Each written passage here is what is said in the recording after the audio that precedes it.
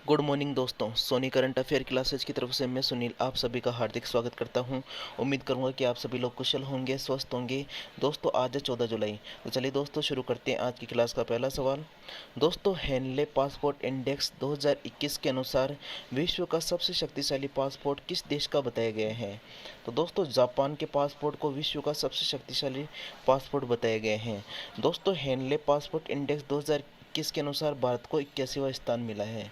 चलिए दोस्तों बढ़ते हैं अपने अगले सवाल की तरफ। दोस्तों अब देखते हैं आज का दूसरा सवाल।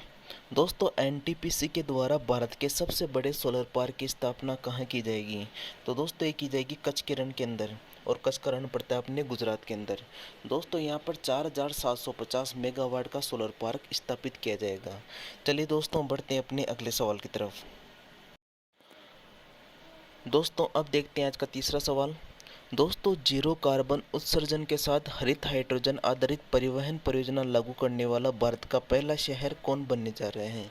दोस्तों ये बनेगा लेह, और लेह पड़ता है लद्दाख के अंदर, और लेह भारत का पहला शहर होगा जहां पर जीरो कार्बन उत्सर्जन के साथ हरित हाइड्रोजन आधारित परिवहन परियोजना लागू की जाएगी।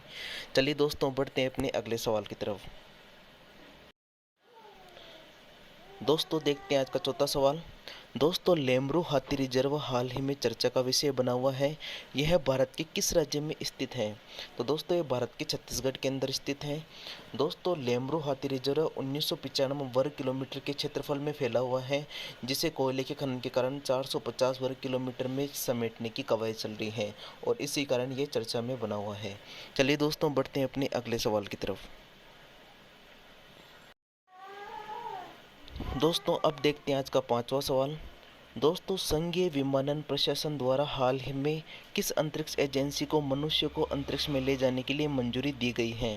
तो दोस्तों ये दी गई है अमेजोन की जो स्पेस कंपनी है, यानी ब्लू ओरिजिन। इसे हाल ही में संघीय विमानन प्रशासन के द्वारा मनुष्य को अंतरिक्ष में ले जाने के लिए मंजूरी दी गई है। चलिए दोस्तों बढ़ते हैं अपने अगले सवाल की तरफ। दोस्तों बढ़ते हैं आज के छठे सवाल की तरफ।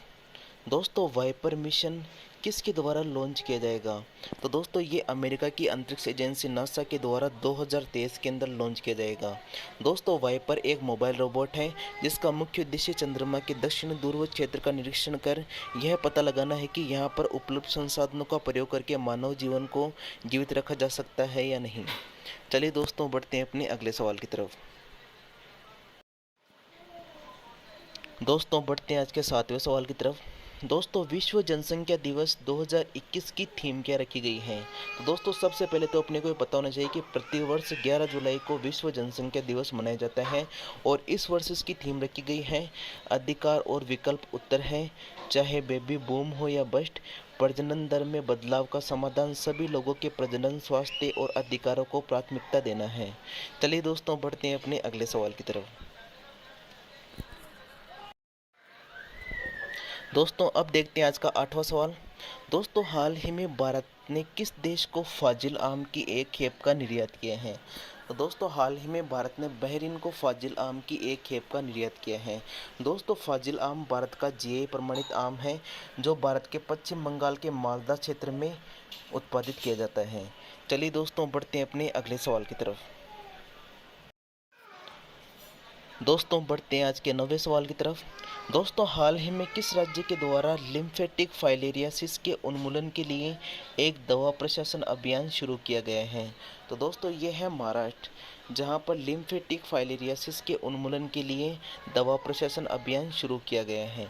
चलिए दोस्तों बढ़ते हैं अपने अगले सवाल की तरफ।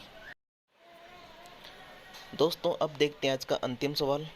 दोस्तों हाल ही में किस बैंक के द्वारा खुदरा प्रत्यक्ष योजना शुरू की गई है? तो दोस्तों भारतीय रिजर्व बैंक ऑफ इंडिया के द्वारा हाल ही में आरबीआई रिटेल डायरेक्ट स्कीम शुरू की गई है। चलिए दोस्तों इसी अंतिम प्रश्न के साथ आपसे विदा लेना चाहता हूं। उम्मीद करूंगा कि आपको आज क्लास अच्छी लगेगी। दोस्तों इस क्लास के संबंध में अपने विचार कमेंट बॉक्स में ज़रूर लिखिए। मिलते हैं अगली क्लास के साथ, तब तक के लिए राम राम।